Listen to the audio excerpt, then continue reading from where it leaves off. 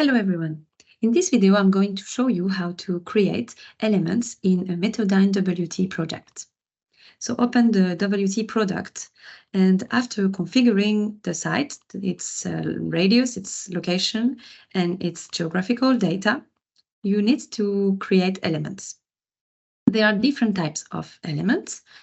The first type is the meteorological elements. They can be masts, lidars, or mesoscale zone. They are used in the synthesis and are associated to meteorological data and will be used to perform the transfer to other points. So to create meteorological element, to create a mast, simply click on the Add New Element button, fill the label and the height, and then either click on the Add button and manually enter the coordinates of the mast, or select on the map the location. Change the height and select a new location. The height can be changed also directly in the list. And don't forget to click on the Create button. For the lidars, it's the same button, Add New button, New Element. Fill the label and the window height, the half scanning angle, and the height. By default, it is 80, but it can be modified. These heights are the measured heights.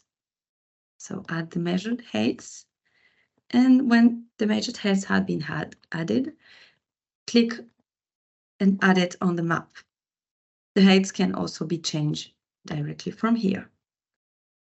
And click on the Create button. For the mesoscale zone, click on plus new add new element. They are defined by the center and a length, so they can directly be drawn on the map. And select the height of the mesoscale zone and click on Create. The second type of element is the points. They are used to get some wind information to get the result at a specific location. So add a new element, fill the label and the height, and same for the mast and the other elements. Click on the map to decide the location and click on Create. It is also possible to create vertical profile. Vertical profile are points, but with results at different heights. They are defined by a minimum height and a maximum height, as well as a step. So the step, of course, must be a multiple of the difference between the H min and max. And then select on the map the location.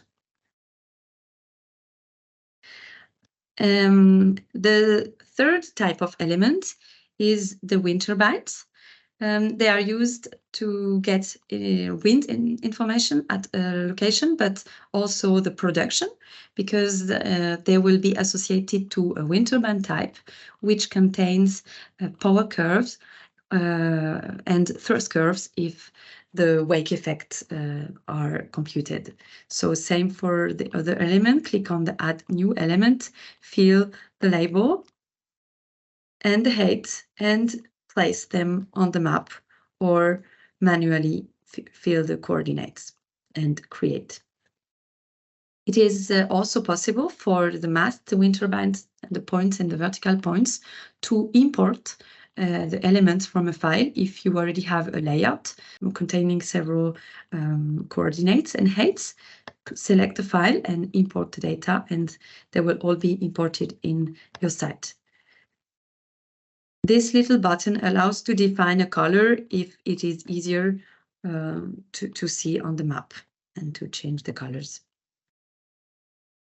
Finally, the last type of element is the mapping.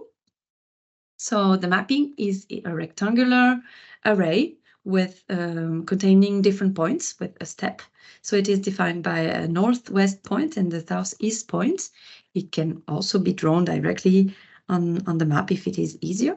Select the height and the step, which will be the resolution of the mapping. The mapping is used to get wind maps or production maps, and of course to export WRG. Now that the elements have been created, you must create some layouts. So the default layouts are the layouts containing all the elements, but it is possible to create smaller layouts for desired studies. For example, for cross-validation, you may need several masts and only perform the synthesis on these 2 masts. So this is for the creation of the layout. It is essential to well create the elements because they are the basis of the CFD computation. Indeed, the first step of the CFD is the generation of the mesh, and the mesh will be refined around each element.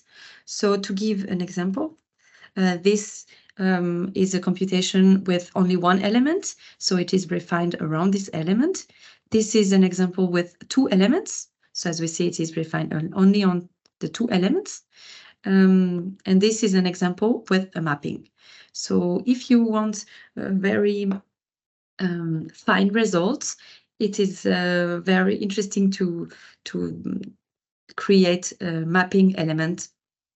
The result will be more accurate.